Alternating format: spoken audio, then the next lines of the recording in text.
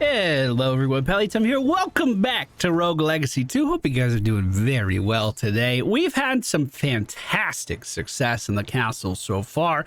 At only level 28, we have cleared the main castle, Axis Mundi, and the Kragluian Plateau. The first three bosses of the game are down already. I'm very impressed with that. Today we're playing with Sir Gordon. He's just a regular old knight with the trait of Disattuned, one of the best survival traits in the game. Basically, my character becomes a shadow, and the only thing that can take damage on my entire body is that small little heart right in the middle. Our hitbox just got shrank like crazy, which is good because the damage that this area is about to do is going to be very high. And I mean very high. But first, we need to find the Stygian Study. Where is it? Well, it's actually above the starting castle, and you need to clear this place before you can go into the Sun Temple. And the Sun Temple, once again, gets much harder than this area. In fact, I often find the Sun Temple to be the most intimidating area in the game. So we have to clear through the starting castle, but along the way, we can find some relics that might make our run a little more fun. Let's also not forget to use our actual knight abilities, like blocking. What a crazy idea to hopefully find some more success. When our characters die, if I can get my hands on a ranger, we're going to be looking pretty good because every time we level up a ranger, it's going to be increasing the strength of my whole account, which means my weapons do more damage account-wide. We could go for an apple there if we wanted to. Oh, the double jump failed me. We could go for an apple there if we wanted to. I don't think I want to make that decision just yet. The Stygian Study does always have an apple room. It's guaranteed, in fact, but you have to find a specific room there in order to gain the effect. So we could find that much later, much later. We have to destroy all of these targets without losing any health. Almost did it. Almost did the dance. Usually I end up just casting a spell in there to get that job done, but wasn't able to do that today. We were greeted with a little bit of chicken in the next room, though, so I don't hate that. We are going to have to get the double jump right to make it happen. Wait a minute. Why can spikes deal damage to me? The spikes don't reach my heart. Is this a bug? Should I report this? There is a relic that makes it so the spikes don't hurt you. Maybe that would be too OP if this also made it that way. So my strategy for finding the study is just sticking to the northern half of this castle. I know it's above me somewhere. The Stygian Study can't be beneath me, but it can span out quite a ways east and west. So I'm just going to try to keep poking at the top of every area that we can. So far, we haven't stumbled across any of those relic rooms, but man, we've got a lot of food. Oh yeah, I'm in no danger here. Those projectiles just move right through me. I totally forgot. Checking underneath. Lose no health is the challenge. Let's see if we can do it. We're going to have to move off of these platforms almost as soon as we land. But we do manage to grab some red ether. I gotta be honest, I would kind of like any other upgrade before that, but that's okay. I mean, just things like relics and armor increases and runes, those things give meaningful bonuses for a long time. And granted, that currency, that red stuff we just got, is a currency for upgrading them. But I feel like my selection of them is actually so small right now, I would rather just gather more. Using the teleporter to ascend to the top half of the room, let's do a bottom downward attack here to clear out some of the root. We can also pogo off that guy's head to get that kill and slowly make our way towards the mage. A lot of these enemies, if you rush to try to kill them, they can be quite hard, but when we just keep our cool, we can move through these areas no problem. We land just as he stops casting spells, which was very lucky. Jump out of that Spear Knight's way. And let's check this room right up here. This could be the one we're looking for. Instead, we find some lore. I am an estuary, hand-chosen by our king. We are the pinnacle of royalty, and by the king's decree, all others stand below us. Yet here I sit, rotting in the halls after my fellow estuaries banished me from the table. Me, of all people, from the table. Me, from table! I think we should kill some of the scholars, then I should be given my allotted hour to explain why. It's not my fault the others don't spend their full hours speaking their mind. And who cares if I brought up the same argument for the last 30 meetings? I'm an estuary. I can bring it up as many times as I want. They think they can throw me out like I'm somehow lesser? Well, no. I am not below them. They are below me. Every day they putter away at their civic duties like nay rats. They read their stupid little flip books. They train their weak little herp-a-derp soldiers, and they grow their ugly little eggplants. I don't know what sound an eggplant makes, but I am above those mundanities. My role is too important to be hindered by so-called duties. I am the bastion that guards the gates, the last, nay, only required line of defense against any would-be attackers. This peace places them all in a dull stupor. They need me. One day, this peace will end, and when that day comes, I will show them who is truly superior. You know, I kind of feel like defeating that boss may have done some good for the castle. I don't know, maybe that's just me. We do see a red line on the map above us, which means that is a zone line, and the Stygian Study should be nearby. But first, we have to deal with an elite dagger. He has the super explosive affix with that TNT that allows him to deal a lot of damage around him after he takes damage. There's like a cooldown for it. We do manage to block that dagger he threw at the perfect time, dealing that huge AoE critical hit to everyone here. If we take this teleporter up to the top, it brings us in close to some eyeballs who have been firing some shots at us. But we kill them as well. Before we go through the zone, I want to check this out. Perfect. We can grab ourselves a relic here. Red sand hourglass was really good on our ranger. I think it'll be really good here too. I wonder if we can use the red sand hourglass to deal increased damage on our block as well. That could be really good. Pushing through the starting castle, we only managed to accumulate just over 1,200 gold, but unfortunately for us, Maria the pizza girl charges the steep price of $17.50 to lock down a teleporter. And quite frankly, we just don't have that yet. So we're gonna need to push in here, be very careful, and hopefully make our way back to Maria with enough gold to permanently unlock this portal. That's gonna be a big step for us. Notice these platforms here only are solid while you're standing on them. If you walk off, they fade.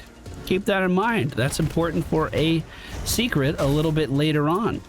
Our spell is a shockwave. I just used it to send that mage flying backwards a little bit there to hopefully to help protect us a little bit longer.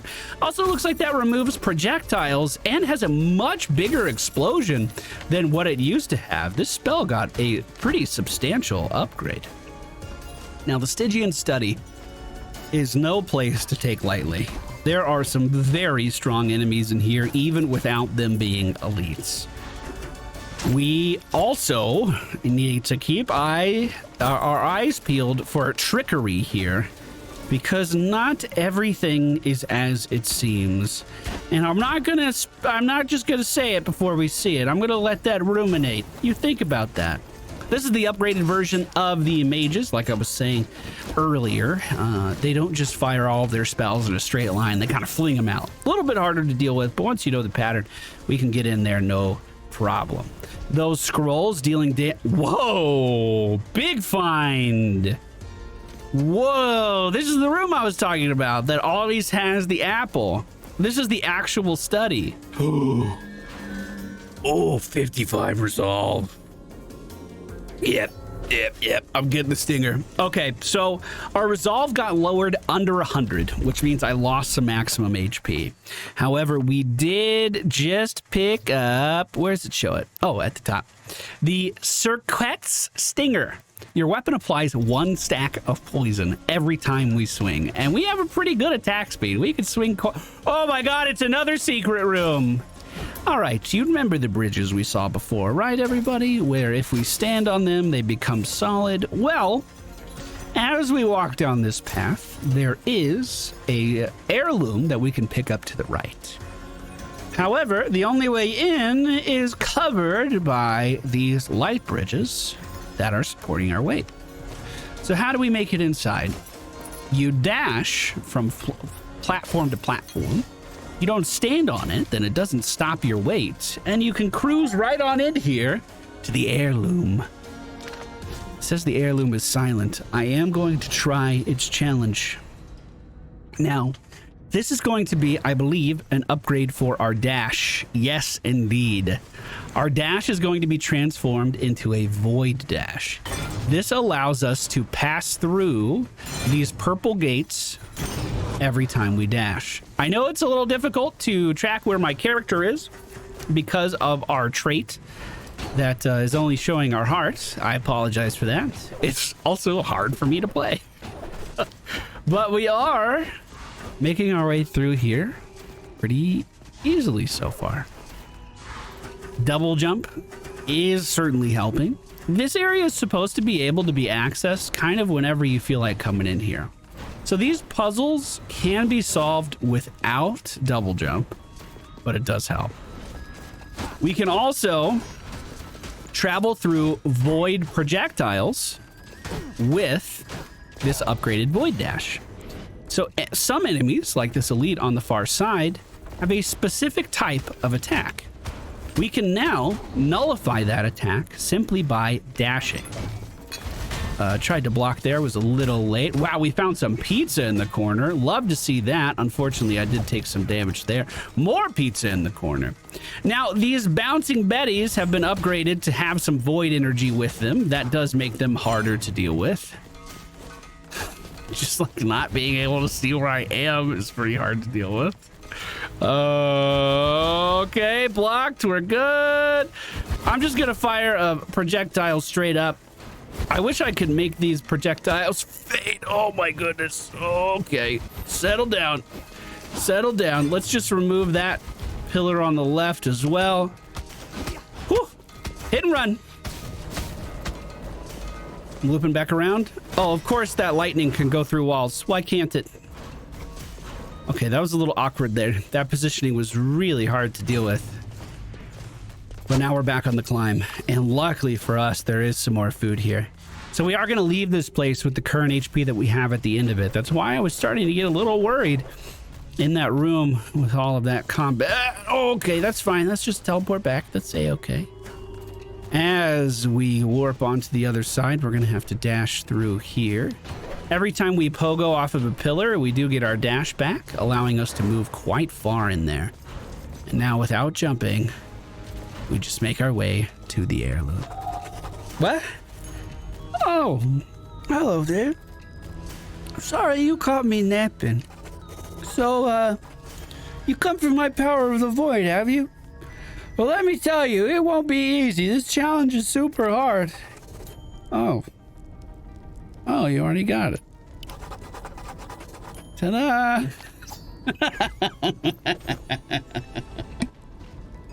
And with that, our dash has now been upgraded. Earned myself a little sip of water. Let's make our way back to the left. There's still a lot more castle to see, but now we can access even more of it. If we head back to the study, we can now delete that wall. And I believe it is this book here. An analytical breakdown of paint and their differing drying speeds based upon their application on unique surfaces and room temperatures. Volume 1 of 10. That title should keep most prying eyes at bay. These are the personal journal entries of Estuary Enoch. If you are not me, then your actions are considered a capital crime. And if you are me, then please continue reading. It has been nearly 1,000 years since we were first sent down here to tend the garden, but the tree has yet to bear fruit. Each year during the ceremony of return, my siblings and I congregate and open the garden gates in hopes of finding a bud. But every time we are met only with disappointment. According to historical documents, the tree should have borne fruit decades ago, yet it remains barren. I doubt our toil will be rewarded, but Estuary Irad does not share my cynicism. He is loyal to a fault and will do anything for his king, even if it means damning us for eternity. Unless I can prove to him no fruit will ever grow, we shall be stuck here for another 1,000 years. Is there any more to read there? No, indeed, there's not. All these other ones are just like dusty tomes. You don't really get anything. These barrels don't give you any food. You just kind of have to know where to look. Just like I know that this door always houses an apple. So let's pay attention to where this room is on the map, and if we need to return to this, we know how to. Another thing that I know that you may not is that the bosses are usually found in similar locations. For instance, this boss in the Stygian Study can only be accessed once you beat up 2 mini-bosses protecting it. Whoop! Oh, that was a scary jump. I didn't like that one, and we still took damage on the way out. Those bosses are hidden in here somewhere and can be accessed now that we have the upgraded dash. So we're basically hoping that we find those sometime soon. If we don't, we're going to be in for some trouble. This guy is standing in the most inconvenient place I've ever seen for an enemy to be standing, on top of spikes that activate based on the pressure of my feet. We can jump to avoid some of it, and good juggling of our jumping there takes down that enemy. As we make our way to the right, we enter another pretty large room. Whoa. Try to just dodge some of those fireball projectiles. I'm going to do a big shockwave there because I wanted to remove some of those spells.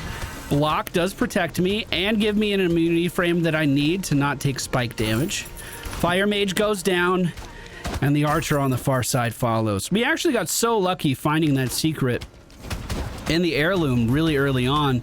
I've had some runs in here where it is like the last room that I find, and it's really challenging to make progress from that point.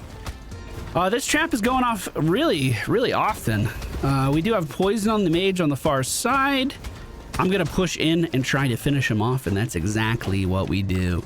And some chests on the right, we find a lot of chicken. Well, one, but one's a lot more than we normally get. Top of this room is just a connecting junction. Let's move to the right. This is a secret. If you move to the end of the platform and press RB, a walkway appears that allows you to walk through those clouds and then dash through that in order to read Enoch's memory. Come to read my memories, have you? Don't be shy. I knew this day would come. I am leaving this memory behind before I succumb to a concoction of my own design. I have made a poison that can kill any being, even one as powerful as an estuary. I don't know who you are, but I pray you understand the nature of the rebellion. The fruit will never grow, but Estuary Irad's loyalty to the king blinds him from the truth. You must kill Estuary Irad, for he guards the Bell of Return, which is your only path to escape. My poison contains the essence of the black roots. It will infect any soul it touches, rotting it from the inside. We were careless, though. Both High Scholar Murmur and I have been infected.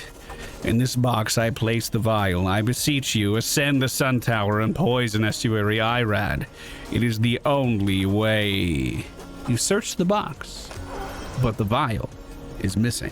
This gives us bonus damage versus Estuary Enoch, who's the main boss of this area. And there's a telescope here that we can peer through. The telescope lens has been scratched apart by the ashen storm clouds. Through the lens, you can barely make out the gatehouse that blocks the entrance to the Kergluian Plateau, letting you know exactly where the entrance to the Sun Temple is hidden. Just in case you haven't been there already, most people would have passed through it by now. Most people would have seen it by now. I imagine most people don't do the study first. We find another room with apples, which means I'm going to consume the one that lowers my HP, my current HP, but increases our maximum. And then I'm going to double back to that scholarly room in the center and grab the apple that increases our current HP. So we upped our maximum, but took damage. Now we're going to be able to up our current. And there we go. Didn't get all of our health back, but 227 is not a bad number to work with. We went pretty far to the right and didn't see the boss. I know for sure we can push left. Kind of afraid of his damage. Reset the room on accident, but that's okay. Decent poison stacks on these guys really help us burn them down. Now, I mentioned there was some trickery afoot inside of the Stygian Study, and we haven't seen any of that yet. Until right now. It's like I'm a sage.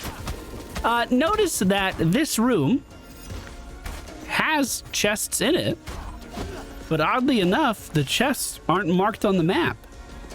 Why would that be? Why would they make a room like this? Well, the chests are actually mimics trying to deceive you into opening them so that they can attack you. It's an ambush strategy, and if you are not paying attention to your mini-map, you're going to be in a lot of trouble in the Stygian Study, let me tell you. I'm actually amazed it's taken us that long to find one of the mimics. They're actually very prevalent here. They're kind of all over the place. Good block, gives us a crit on that guy at the top of the room and also takes down one of the sentry cannons as well. Went for it again, but it was still on cooldown, don't you know? Shockwave pushed into the corner does send some of the mages flying back. And is that poison going to be enough to kill him? If it's not, that shockwave may have been. Look closely to that map. There's a chest at the top of the room. It's behind this crack in the wall. And as we make our way over to it, that brings our total up to 3,828. Now that is enough to unlock the teleporter for our entire family. I'm fairly confident I can keep pushing on. You never really know, you know, but I'm fairly confident. That's a big starfish in the center of the room. Let's avoid him for the time being. No jumping is allowed for this puzzle. So how do you get started? You're actually going to have to dash from here and then hope for the best. And unfortunately, I bumped my head, so we're not able to finish that puzzle. Yet another apple room brings our health back up to a pretty good level. Ooh, that's scary. Dash into the corner. Perfect. All right. Decent block there. Still took some damage, though. It was not perfect. I believe if you just hold down the block, you are damaged when you intercept a projectile. But if you block at the perfect time, the moment the damage happens, I believe that allows us to avoid it. That chest at the bottom was a real chest. We do get some loot from that. This archer bouncing off the spikes just means we have to juggle ourselves up and down to deal damage to him. We finish off that catapult with a single swing. Uh-oh. I thought she was going to charge much sooner, to be honest with you. Good poison build up. We beat up both of those guys, no problem. This is not a real chest. The other thing about mimics, too, is if you're too close to them when they die, they explode with those poison coins. Ah, we found the boss room, but the throne room is currently sealed. Let us teleport back down to the bottom of the study. We made 4,678 gold so far. That's pretty good. Let's give that to Maria to unlock this teleporter forever. Perfect. Now we have a few options. It's probably easier just to go back to the boss, but I'm going to continue looking in this room when we come back.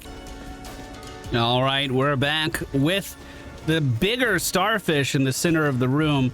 We haven't fought one quite like this before. This is the grown-up version. It can change its pattern and doesn't just shoot in the same spots over and over. Same thing with this mage here. The grown-up version of the mages that we fought early on in the castle. Ooh, there's a lot of stuff flying in this room. These daggers starting to build up and actually shooting off a bunch of spells. I thought that was going to be a perfect block. I felt pretty good about that one. That arrow normally would have dealt damage to me, but didn't pierce my heart, so we didn't feel it. Beautiful. Just on the far side of this room, we managed to grab it. No problem. And I think this will be final answer, the room that connects to a mini boss. Oh my god, it's got to be the next one. It's over here somewhere, I swear. Now, this bouncing Betty, remember, that's made out of void energy. We can dash right through that. Okay, finally, here we go. This place is going to be protected by 2 or 3 spear guards. Yeah, it was 3. And a mage just above us. This is the first of 2 mini bosses, and this one is, it's not easy. This might be where our run ends. We have to fight 2 of these knights at the same time. Their moves can be kind of erratic. We actually have a huge benefit that we can apply poison to both of them, meaning we can deal really good damage over time throughout the course of the entire fight. However, as you can see, when we do take damage, it's a lot of damage, and I looked up at my health bar for a second too long, it would seem. There's the dash, we're totally good. There's the throw, went to block it, but the block wasn't good enough. Hey, that's fine. We made good progress. We found our way up into the study. We almost full cleared it, to be honest with you. Like, that was pretty respectable, to be honest. But a great job for such a low-level account. I feel great about today's progress. As we go back, I do want to play a... I don't remember what that trait is. I do want to play a ranger if possible, because the scaling that they give is so beneficial early on. But let's take a look at everything here. Let's take a look at everything. If I wanted to upgrade to the warden set, what would that give us? Plus 5 strength on the weapon. That's great. And we have a lot of the warden set right now. So why don't we go ahead and buy that? Now that does mean that we're carrying more weight. So our resolve at the top left is going to start to go down. But the warden set is also giving us more vitality than what we had before. So we can live through more stuff. This chest piece is a little too heavy. If we make our way back to the left, we can then buy some weight increases. And hopefully, that's going to be enough to put on that chest piece. Yes, indeed it is. We are at 130 weight out of 130. We are capped, and we don't have the unity bonus, but that's okay. We don't really need it either.